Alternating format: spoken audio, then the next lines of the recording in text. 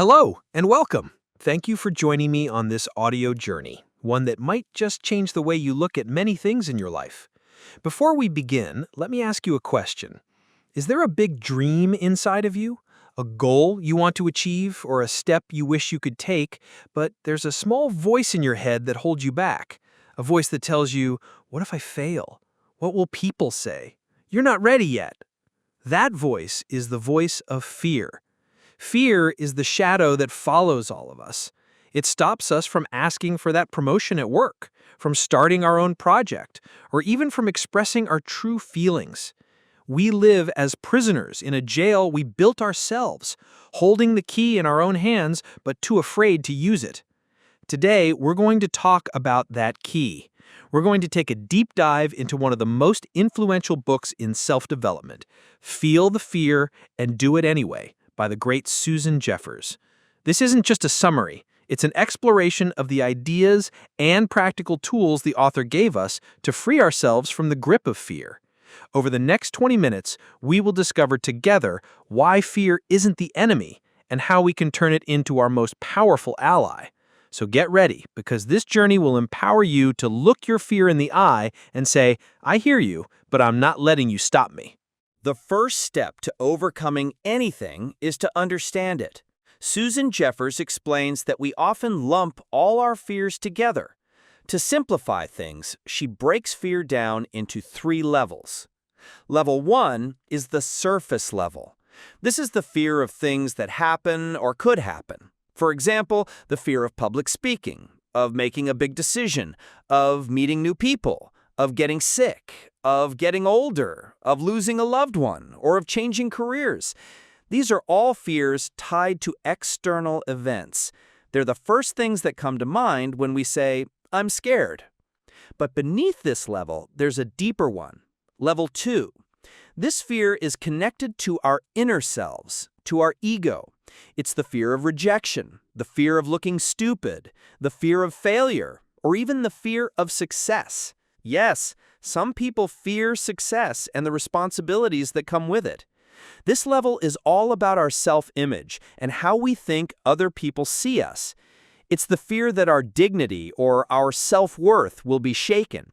This is why we might avoid a situation not because of the situation itself, but because of what its outcome might mean for our ego. And now we arrive at the root of all fears, level 3. This is the big one, the core fear that feeds all the others. It's very simple in its wording, but incredibly powerful in its effect. This fear is the deep-seated belief that I can't handle it. Think about it. You're not afraid of failure itself. You're afraid you can't handle the feelings of disappointment and embarrassment that come with it. You're not afraid of rejection itself. You're afraid you can't handle the pain of loneliness or of feeling inadequate. And this is where Susan Jeffers reveals the ultimate secret. If you can change this one core belief, if you can arrive at the unshakable conviction that you can handle anything that comes your way, what is there left to fear? The answer? Nothing. If you know you can handle failure and learn from it, handle rejection and grow stronger, handle any challenge and grow through it, then fear completely loses its power over you.